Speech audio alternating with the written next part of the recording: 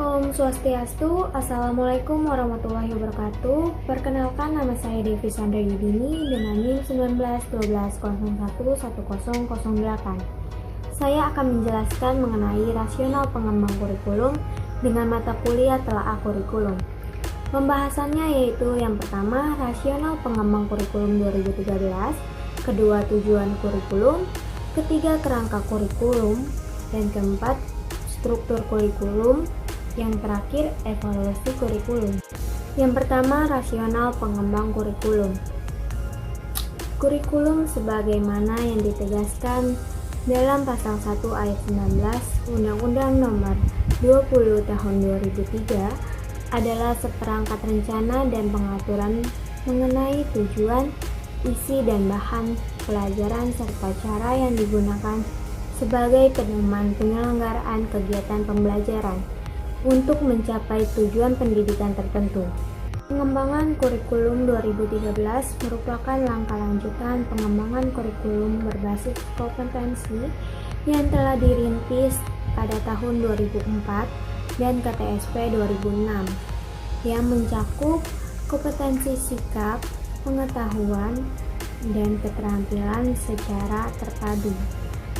Oleh karena itu, pengembangan kurikulum perlu dilakukan karena adanya berbagai tantangan yang dihadapi, baik tantangan internal maupun tantangan eksternal.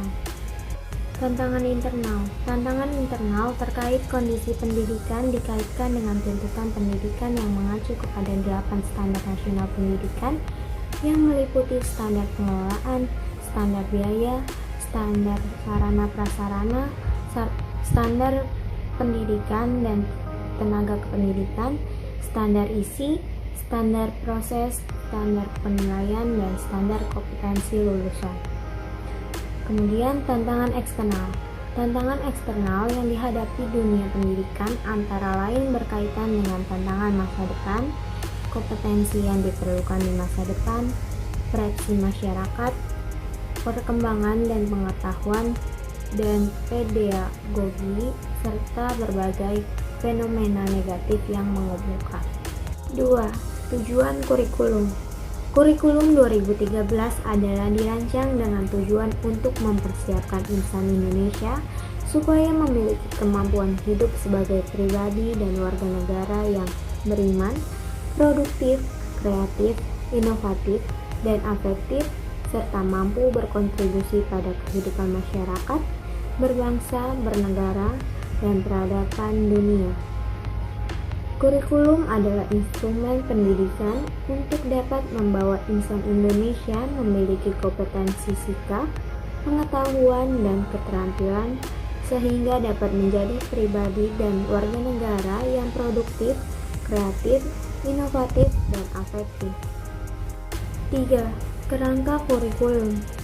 Kerangka dasar adalah pedoman yang digunakan untuk mengembangkan dokumen kurikulum, implementasi kurikulum, dan evaluasi kurikulum. Kerangka dasar juga digunakan sebagai pedoman untuk mengembangkan kurikulum tingkat nasional, daerah, dan KTSP. Kemudian, landasan kurikulum 2013.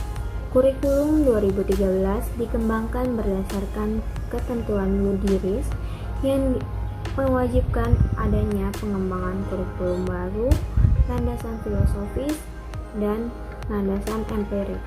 Landasan Mudiris. Landasan Mudiris merupakan ketentuan hukum yang dijadikan dasar untuk pengembangan kurikulum dan yang mengharuskan adanya pengembangan kurikulum baru. Kemudian, landasan teoritik.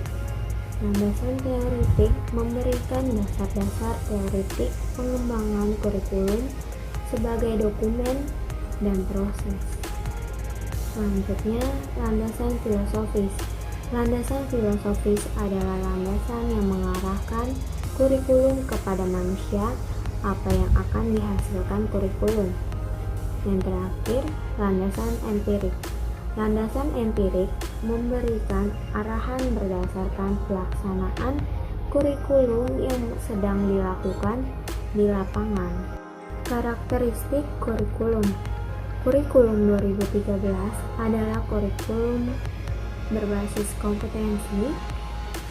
Kurikulum berbasis kompetensi adalah outcomes-based kurikulum, dan oleh karena itu pengembangan kurikulum diarahkan pada pencapaian kompetensi yang dirumuskan dari SKL. Dengan demikian, penilaian hasil belajar dan hasil kurikulum diukur dari pencapaian kompetensi. Keberhasilan kurikulum diartikan sebagai pencapaian kompetensi yang dirancang dalam dokumen kurikulum oleh seluruh peserta didik. Struktur kurikulum.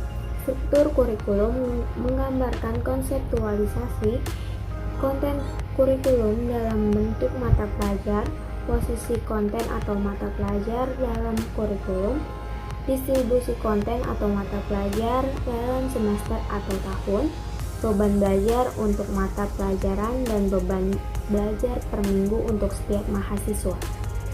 Struktur kurikulum adalah juga merupakan aplikasi konsep perorganisasian konten dalam sistem belajar dan perorganisasian beban belajar dalam sistem pembelajaran. Perorganisasian konten dalam sistem belajar yang digunakan untuk kurikulum yang akan datang adalah sistem semester, sedangkan perorganisasian beban belajar dalam sistem pembelajaran berdasarkan jam pembelajaran per semester. Dan terakhir, yang kelima, evaluasi kurikulum. Evaluasi kurikulum dilaksanakan selama masa pengembangan ide atau deliberation process, pengembangan desain dan dokumen kurikulum, dan selama masa implementasi kurikulum. Evaluasi dalam deliberation process menghasilkan penyempurnaan dalam kompetensi inti yang dijadikan organizing element dalam mengikat kompetensi dasar mata pelajaran. Pelaksanaan evaluasi implementasi kurikulum dilaksanakan sebagai berikut. Yang pertama, sampai tahun pembelajaran 2015-2016 untuk memperbaiki berbagai kesulitan pelaksanaan kurikulum. Yang kedua, sampai tahun pelajaran 2016 secara menyeluruh untuk menentukan efektivitas, kelayakan, kekuatan, dan kelemahan kurikulum. Evaluasi terhadap pelaksanaan kurikulum atau implementasi kurikulum diselenggarakan dengan tujuan untuk mengidentifikasi masalah pelaksanaan kurikulum dan membantu kepala sekolah dan guru menyelesaikan masalah tersebut. Evaluasi dilakukan pada setiap satuan pendidikan dan dilaksanakan pada satuan pendidikan di wilayah kota atau kabupaten secara rutin dan bergilir. Hasil evaluasi dilakukan sebagai bahan untuk memperbaiki kelemahan kurikulum agar lebih efektif di masa yang akan datang. Sekian dari penjelasan saya. Mohon maaf apabila ada salah kata. Semoga bermanfaat dan menghibur. Saya tutup dengan Parama Santi. Om Santi Santi Om. Wassalamualaikum warahmatullahi wabarakatuh.